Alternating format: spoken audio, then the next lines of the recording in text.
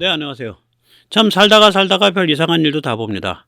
제가 우리나라의 친중 좌파들이 오히려 내년 대선에서 트럼프가 당선됐으면 좋겠다, 뭐 이런 분위기가 도는 건 알고 있었는데, 이제 그 같은 얘기가 유튜버에서도 나오기 시작을 합니다. 상당히 영향력 있는 유튜버를 통해서도. 그래서 야, 이게 참 살다가 별일을 다 보네.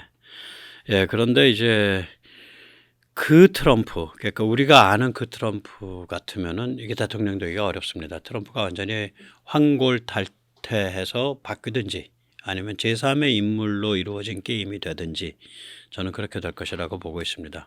한번 그 같은 사정을 좀 살펴보죠. 이제 우리 그 친중 좌빨들의 이제 기본 관점은 이런 거예요. 트럼프의 반중은 오히려 좀 다루기가 쉽다. 왜 그러면 이거는 미국을 중시하는 미국의 실리를 중시하는 고립주의이기 때문에 미국의 이익을 맞춰주면 된다. 그런데 이 바이든의 반중은 이건 진짜 골 아픈 거다. 이건 아주 악질적이다. 이게 중국으로 하여금 숨도 못 쉬게 만들어서 말려 죽이려는 작전을 펴고 있다. 이 빨간 글씨가 제가 이제 언급하고자 하는 유튜버의 실제 그 내레이션에 나오는 이야기입니다.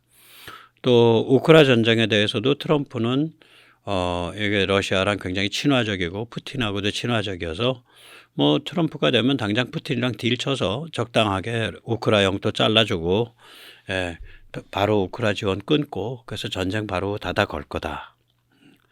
친중 좌파도 그렇게 봐요. 트럼프 볼 때. 또 이스라엘 정책에 대해서도 지금 바이든은 뭐 이스라엘 유대인에 대해 이렇게 꽉 잡혀 있어 갖고 꼼짝 못 하는데 트럼프는 그러지 않기 때문에 이스라엘의 극우 흐름을 끊고 이스라엘의 이런 지금 그 전투적인 입장을 상당히 억제할 것이다. 대만 정책에 대해서도 트럼프가 뭐 직접 그 인터뷰에서 밝혔듯이 중국이 대만을 침공하더라도 미국이 개입하는 일은 없을 것이다.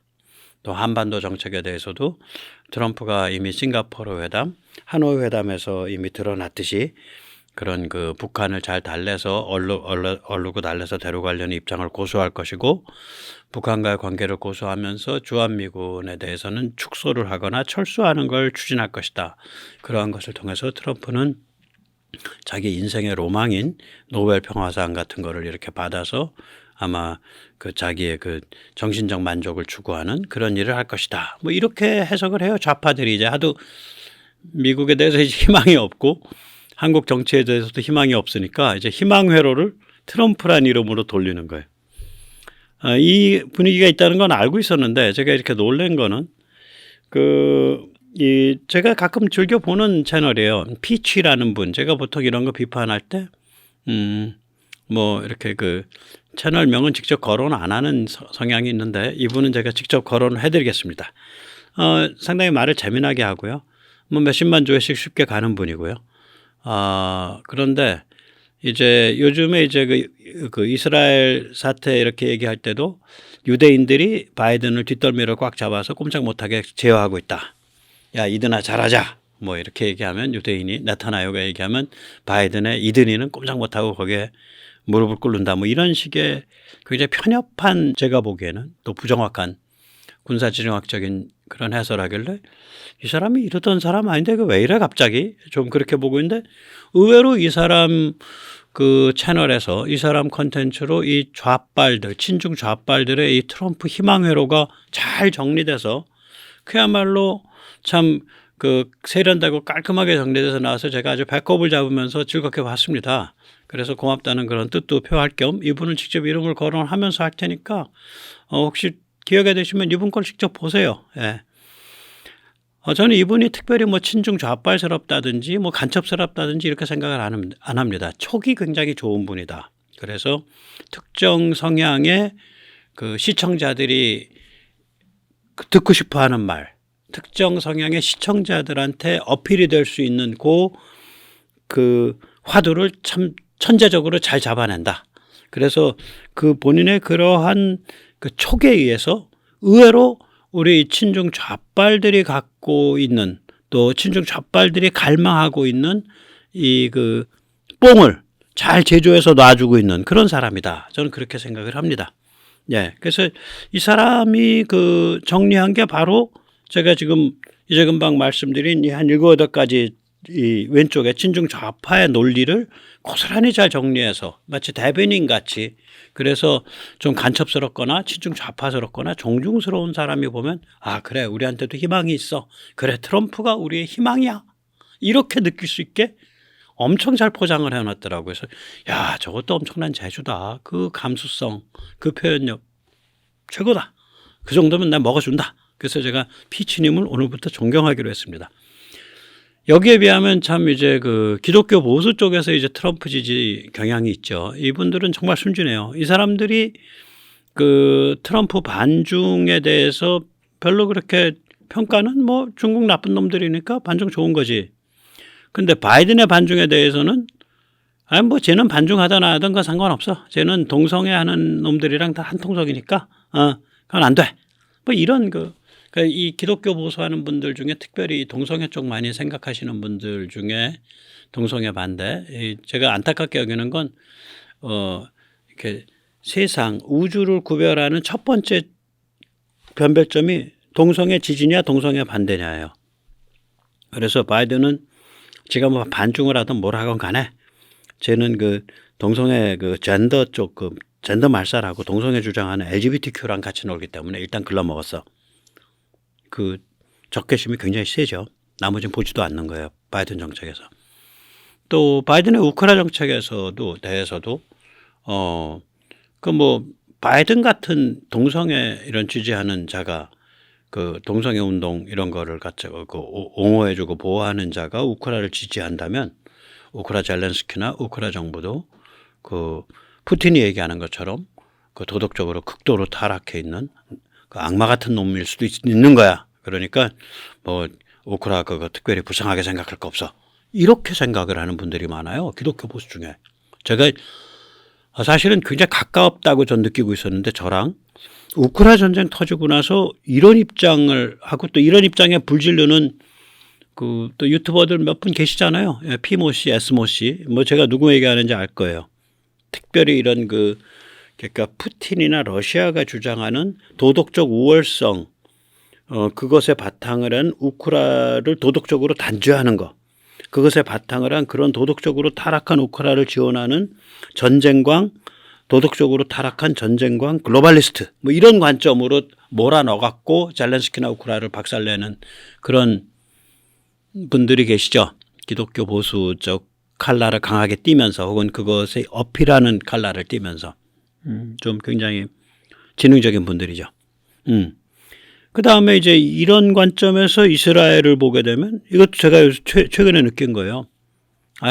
이스라엘 거기 국가로서의 이스라엘 그건 이미 성경 말씀도 다 잊어먹고 굉장히 타락한 애들이야. 걔들이 뭐 팔레스타인에 당하든 말든 우린 관심 없어. 그거 이스라엘을 국가로서 정책으로서 지지하자고 하는 사람들은 기독교 이런 걸고 그 운동 하라 그래. 우린 상관없어. 대부분의 기독교 보수가 이스라엘 문제에 대해서 이렇게 보시는 분들 많더라고. 깜짝 놀랐어요 제가. 운동하시는 분 중에. 대만 정책에 대해서는 아예 관심이 없어요 또.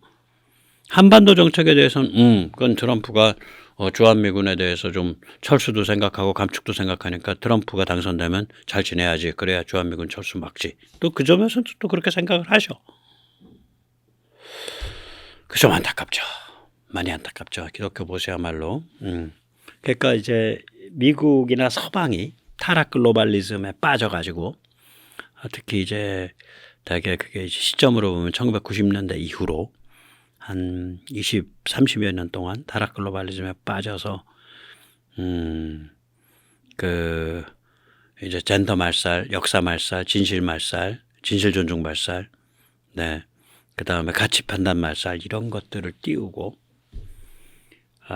미국과 서방이 그렇게 지내왔잖아요. 그러니까 우리 같은 경우에 보면 21년인가 22년에 그 골드버거, 주한 미 대사까지 나와서 무슨 퀴어 축제에 가서 저도 여러분과 함께 투쟁합니다. 뭐 마이크 들고 있다고 소리나 떠들고. 저는 골드버거 대사님이 사우디 리야드에 대사 발령 받으셔서 거기서 좀 그런 일 하셨으면 좋겠어. 여기서 하지 마시고. 거기야말로 정말 그 LGBTQ 인권을 많이 보호해야 되는 데잖아요. 거기 맞아 죽으니까. 우리는 뭐 때려 죽이지 않잖아. 감옥도 안 보내고. 특별히 그리고 남들 보는 앞에서 무슨 인격적으로 모욕을 가하거나 그런 거 아니잖아. 저만 해도 그냥 내 체질 아니야. 나랑 관점이 다른 거야. 제가 보기 싫어하는 거는 그 사람들이 보기 싫은 게 아니라 그걸 개념 있는 것처럼 띄워가지고 그게 뭐 대단한 건인 양 만들고 그것에 바탕을 둬가지고 민법이 인정하는 정식 부부관계를 동성 커플에도 인정을 해주자 뭐 이런 주장하는 거를 제가 반대하는 거지. 뭐 어떤 사람이 예를 들어서 뭐 동성애적 성향을 갖고 있다, 양성애 성향을 갖고 있다, 그건 저한테 도덕적으로 판단할 정도로 제가 도덕적으로 우월한 사람 아니에요. 그건 네 취향이고, 너 좋은 대로 살아. 근데 너의 취향에 개념 있는 거고 그게 진보의 징표인 척 하면서 잘난 척 하지 마. 그 꼴은 보기 싫어. 그게 저의 얘기고. 왜냐면 나도 뭐 잘난 척 안 하는데 별로. 이성애 주장하는 사람들 잘난 척 안 하는데 네가 네 허리 아래에 있는 물건 갖고 왜 잘난 척하냐? 저는 그렇게 생각하거든요. 그냥 네 취향이고, 야, 조선 땅에서 5천 년 동안 동성애라 그래서 사람 때려 죽인 적 없고 감옥 보낸 적 없어. 그것 때문에 누구를 박해한 적도 없어 이 땅은. 근데 왜 새삼 무슨 피해자 코스프레 하면서 그게 뭐 대단한 진보의 상징이냐 잘난 체 하냐? 구역질 나잖아. 저는 그 주장이거든요. 예. 어쨌거나. 그래서 우리 저기 골드버그 대사님 같은 분은 일생에 그런 사명감을 가지셨으면은 사우디 리야드 가셔서 제발 좀 그거 하셔든지 뭐 그랬으면 좋겠어요. 예. 그리고 이제 미국에 그런 식으로 좀 이상한 짓을 해왔었기 때문에 그 타락 글로벌리즘에 빠졌던 시기에 예. 그래가지고 이제 거기에 대한 반감이 기독교 보수 쪽에 쌓여 있는 거지. 그 의심과 당연하죠. 그런 게 쌓일만하죠. 특히 LGBTQ 이런 문제가 하나님과 인간 사이의 관계에서 가장 중요한 기준이다라고 판단하는 사람 입장에선 야 저거 우리 동맹 맞냐? 저거 악의 제국 아니냐? 라고 의심할 만하죠. 그래서 이 기독교 보수가 군사지정학적으로 굉장히 좀 이상한 관점에 좀 빠져 있는 경우가 있어요. 좀 고민 좀 하셔야 됩니다. 예. 세상이 굉장히 역설적이라서 예, 이런 그 훌륭한 도덕적 판단을 하시고 계시는 도덕적으로 순결하시고 예, 그 건강하신 분들께서 좀 세상에 대해서 좀 이렇게 입체적 관점을 가지고 좀 그 세상의 아이러니와 역설을 좀 입체적으로 이해하시도록 노력을 하시면 더 좋은 결과가 있을 것 같습니다. 자, 근데 뭐 기독교 보수한다 그래가지고 꼭 뭐 그런 식의 앞뒤 꼭 막힌 생각, 제 관점에서는 그 앞뒤 꼭 막혔다고 보는데 그런 생각만 하시는 건 아니에요. 상당수는 트럼프의 그런 그 고립주의 이런 것에 대해서 굉장히 문제를 느끼는 분들도 많아요. 그래서 그런 분들은 그게 어떻게 일어날지 모르지만 트럼프가 주장해온 그런 도덕적 보수주의와 또 바이든 정부 들어서 이렇게 빛을 발휘하고 있는 가치지향 글로벌리즘, 그러니까 value oriented 글로벌리즘, 가치지향 글로벌리즘이 융합되는 그런 정치 발전이 미국에서 언젠가 일어나지 않겠냐, 뭐 이런 비전을 가진 분들이 계세요. 저도 그 비전을 갖고 있거든요. 그래서 저는 기독교 보수이면서도 이 트럼프 고립주의의 한계를 발견해내고 또한 그와 동시에 가치지향 글로벌리즘으로 정반합 이런 융합이 일어날 것이라고 전망하시는 분들은 제 동지입니다. 예. 그런데 이제 그분들이 거기서 한 걸음 더 나가서 트럼프가 재선돼서 그걸 이룰 수 있다라고 이제 말을 하시면은 그건 제가 좀 갸우뚱하는 거예요. 저는 앞으로 1년 동안 미국 대선에서 우리가 이때까지 경험하지 못한 엄청난 다이내믹한 그런 상황이 펼쳐질 거라고 생각을 합니다. 심지어는 바이든도 트럼프도 아닌 제3의 인물들이 등장할 거고 그 제3의 인물 중에 당선되는 사람이 소속의 민주당인지 공화당인지 모르겠어요. 이미 그 조짐들이 나와 그런 제3의 인물들이 튀어나오는. 바이든 최대의 약점은 이제 나이와 건강이죠. 정신적인 건강이죠. 뭐 다른 거 보면 저거 치매 환자 아니냐 뭐 이런 걱정이 많이 들죠. 근데 이 약점이 강점으로 바뀌는 거거든요. 진영의 입장에선. 바이든이 예를 들어서 내년 초쯤에 어떤 그 민주당 경선을 하다가 어떤 제3의 후보, 조금 싹수가 보이는 제3의 후보 쪽으로 밀어주면서 후보를 사퇴해버린다. 그러면은 그 제3의 후보가 급발진해버리죠. 그런 상황이 오면 트럼프는 망해요. 왜냐하면 트럼프는 사람들의 인식 속에 바이든의 상대방으로서의 트럼프거든. 근데 바이든 쪽에 그런 입장을 취해버리면 트럼프는 주저앉는 거예요. 거기다 트럼프는 하나 또 약점이 더 있어요. 야, 그거 지금 승부를 결정하는 경합주, 지금 경합주가 6개가 꼽힙니다. 경합주에서 트럼프보다는 민주당의 다른 후보가 더 경쟁력 있던데 바이든에 대해서 이런 게 자꾸 이야기가 돌면 트럼프의 지지가 좀 빠질 수가 있어요. 그래서 이게 앞으로 뭔 일이 벌어질지 저도 모르겠어요. 솔직히 말하면. 이게 이제 표인데요. 이 표를 보면 이게 이제 뉴햄셔거든요. 내년 1월에 이제 그 공화당 이제 그 경선 투표가 벌어지는 곳이죠. 뉴햄프셔의 노란색은 저기 뭐야 저기 3월, 그 다음에 이 벽돌 흑색은 옅은 흑색은 8월, 그 다음에 이 하늘색은 11월입니다. 트럼프를 보면 3월에 58이었는데 지금 한 10%포인트 빠진 49 나와요. 지지율이. 니키 헤일리를 보면 3월에 6%였는데 11월 되면서 이게 18%로 급증을 했어요. 그래서 족탈불급 2인자가 지금 돼가고 있는데 이게 불과 한 달 사이 정도 일어난 일이에요. 니키 헤일리가 이 토론 시작하면서 경선 후보들 간의 토론이 반복되면서 급발진하고 있어요. 니키 헤일리가. 물론 니키 헤일리가 공화당 경선에서 트럼프를 이긴다? 쉽지 않은 일이에요. 그런데 너무 다이내믹해 지금 상황이. 그래서 무슨 일이 벌어질지 모르겠다. 나는 민주당도 그렇고 공화당도 그렇고 특히 트럼프 같은 경우에 만약에 바이든이 뒤로 빠져버리면서 제3인물을 밀어버린다 이러면 푹 주저앉아요. 사람들의 관념상에서 트럼프는 바이든의 맞수거든. 이미 게임이 바이든과의 게임이 아니다. 그러면 계산 속이 달라진다고요. 유권자들이. 자, 여기서 잠시 세뇌 탈출 자유구독료 부탁 말씀 올리고 그 다음에 다시 말씀을 이어가도록 하겠습니다. 아시다시피 세뇌 탈출은 광고가 잘 붙지 않습니다. 네, 붙더라도 천천히 붙는 경향이 있죠. 도와주시면 보다 좋은 컨텐츠로 찾아뵙는데 커다란 힘이 되겠습니다. 감사합니다. 이 관전 포인트가요. 한 6개 경합주를 좀 중심으로 해서 봐야 됩니다. 6개 경합주가 어디냐면 펜실베니아, 위스콘신, 미시간, 노스캐롤라이나, 아리조나, 조지아입니다. 저 6개 경합주를 못 이기면 공화당은 이길 수가 없어요. 또 민주당 입장에서는 저 6개 경합주를 못 막아내면 공화당을 이길 수가 없어요.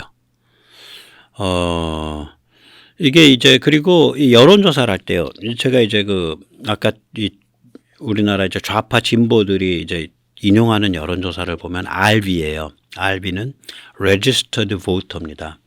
그러니까 투표를 하겠다라고 등록되어 있는 사람들. RV 기준의 여론조사는 의미가 없습니다. LV 기준으로 봐야 됩니다. Likely Voter여야 됩니다. 투표할 가능성이 높은 사람들. 그래서 LV 기준으로 봐야 돼요. 미국 여론조사표 보면 이게 LV냐 RV냐 나와요. LV 기준으로 봐야 됩니다. 그리고 6개 경합주 LV. 펜실베니아, 위스콘신, 미시간, 노스캐롤라이나, 아리조나, 조지아. 그걸 보시면은 미국 대선의 흐름이 보입니다. 아까 제가 보여드렸던 여기도 이 표도 LV 기준입니다. 뉴햄프셔 이 표도.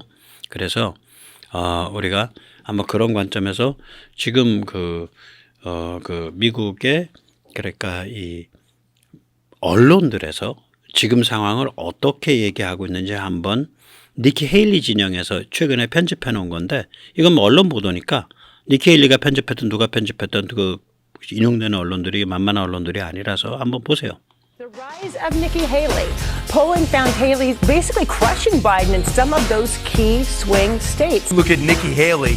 She beats Joe Biden by the most right now. Nikki Haley would blow Joe Biden right out of the water in these 6 battleground states. Nikki Haley, she has a commanding advantage of 10 percentage points. Nikki Haley absolutely swept the floor with Joe Biden. This stat right here should serve as a flashing caution to voters around the country that want to see a Republican in the White House. If you look at those New Hampshire polls and just how Nikki Haley would crush she would crush Joe Biden. Look at this. She's up by 9 percentage points, by 9. So at this particular point, if you're a Republican, you're probably saying, you know what, DeSantis doesn't do any better.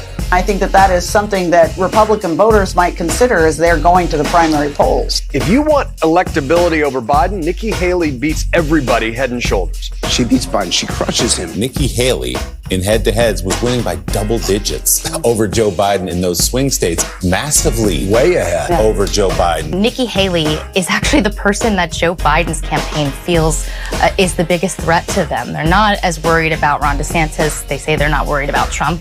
Democrats are afraid of her. They think that Nikki Haley actually has the best shot at defeating him. 네. 이제 이런 흐름들이 나타나면서 지금 미국 공화당 쪽의 그 브레인들과 또 공화당 쪽에 그 돈을 지르던 월가의 거부들이 전부 니키 헤일리로 모이고 있다라고 지금 보도가 나오고 있어요. 그래서 지금 이 흐름이 만만치 않습니다. 참고로 니키 헤일리는요, 그게 이제 2017년 12월에 있었던 그러니까 후반기에 있었던 그 북한에 대한 포괄적 유엔 제재, 그걸 관철시킨 인물입니다. 그 제재 때문에 손발이 묶여서 문재인이가 북한에 합법적으로 아무것도 지원을 못한 거예요. 뭘 싸다 줬는지 모르겠어요. 뭐 평창 올림픽 갔을 때 뭐 컨테이너에 뭐 싸줬는지 어쨌는지 그건 문재인 씨만 알지. 뭐 우리 방송에 출연해서 고백하겠다 그러면 제가 두 손을 들고 환영하는데 그러실 것 같지는 않고, 아무튼 합법적으로는 북한에 아무것도 못 줬죠, 문재인 정부 때. 그게 니키 헤일리가 유엔에서 그때 참 어려운 거 관철시킨 거예요. 그리고 니키 헤일리는 중국에 대해서도 굉장히 전투적이고 또한 지능적인 입장입니다. 그래서 제가 니키 헤일리가 좀 주목할 만한 인물이다. 지금 공화당의 후보로 나온 사람들 중에 말 제일 잘하고 제일 똑똑하고 제일 경륜이 높다. 그런 얘기를 제가 한 5, 6개월 전인가 드렸었더니 한 4, 5개월 됐나? 예. 그랬더니 이제 댓글에 그 백모 너 소설 쓰냐? 그 뭐 듣보잡인데 지금 뭐 거의 경선 지금 그 지지율 보면 꼬랩인데 왜 그 사람 갖고 얘기하냐? 근데 꼬랩이지 맞죠? 3월달 아까 거기 보면 니키 헤일리가 3월달에 6%, 크리스 크리스티가 9%, 드산티스가 17% 그랬습니다. 그러니까 니키 헤일리가 그때 트럼프 제외한 3강 중에는 뭐 3강 트럼프 제외한 다음번 세 사람 중에서는 제일 약세였죠. 이때 니키 헤일리 좀 주목해야 됩니다. 말을 제일 또박또박 잘하고 아주 스마트하고 입장이 좋고, 예, 그렇습니다라고 그때 한번 얘기했다가 제 댓글에서 욕을 바가지로 먹은 적이 있어요. 근데 이제 많이 컸네 이제. 얼마나 클지 모르겠어요. 근데 아무튼 이번 미국 대선이 굉장히 다이내믹할 수밖에 없다 지금 상황이. 이건 뭐 시진핑 본인의 말에 의해서도 나타나죠. 시진핑이 푸틴 만났을 때 그런 얘기했죠. 지금은 인류 역사에서 지난 100년 동안 가장 커다란 변화가 일어나고 있는 시기다. 이 말 자체는 맞는데 시진핑이 이제 이 변화가 왜 일어나고 있냐, 또 이것의 실제 의미가 뭐냐, 양상이 뭐냐, 이거는 전혀 감지를 못하는 것 같아요. 이 시진핑한테 제가 한마디 좀 가르쳐 준다면 이 변화의 핵심은 지식 소통, 정보, 문화, 심리에서의 변화입니다. 거기에서 아주 근저에서 일어나고 있는 혁명이에요. 우리가 이제 선사시대냐 역사시대냐의 구별을 문자의 발명을 가지고 그걸 구별하거든요. 오케이? 문자의 발명이 인류 역사, 현생인류라 그러면 최소한 이제 뭐 고인류학에서는 심리적 두뇌에 있어서의 현생인류는 한 10만 년 봅니다. 뼈대에 있어서의 현생인류는 한 20만 년 보고요. 두뇌에 있어서의 현생인류 10만 년 역사를 한 5, 6천 년 전에 등장한 문자에 의해서 구분짓는다고 한다면 지금 이제 문자 정도가 아니라 전 세계 뭐 70억, 80억의 모든 인류를 end-to-end으로, 그러니까 서로가 서로 간에 80억 곱하기 79억 9,999만 9,999명만큼의 관계죠. end-to-end으로 연결하는 이 개인 미디어, 개인 소통, 개인 관점의 시대, 스마트폰의 시대. 이건 어느 정도 앞으로 인류를 바꿀 것 같냐라고 제가 시진핑 씨한테 묻고 싶은 거예요. 이런 걸 이해한다면 감히 푸틴한테 그런데 푸영하고 제가 이 인류 역사, 인류의 변화, 인류 역사 100년간의 최대 변화를 제가 주도하는 두 명의 주인공 아니겠습니까? 뭐 이런 말 못하지. 저는 이치를 안다면. 이치를 몰랐다는 소리죠.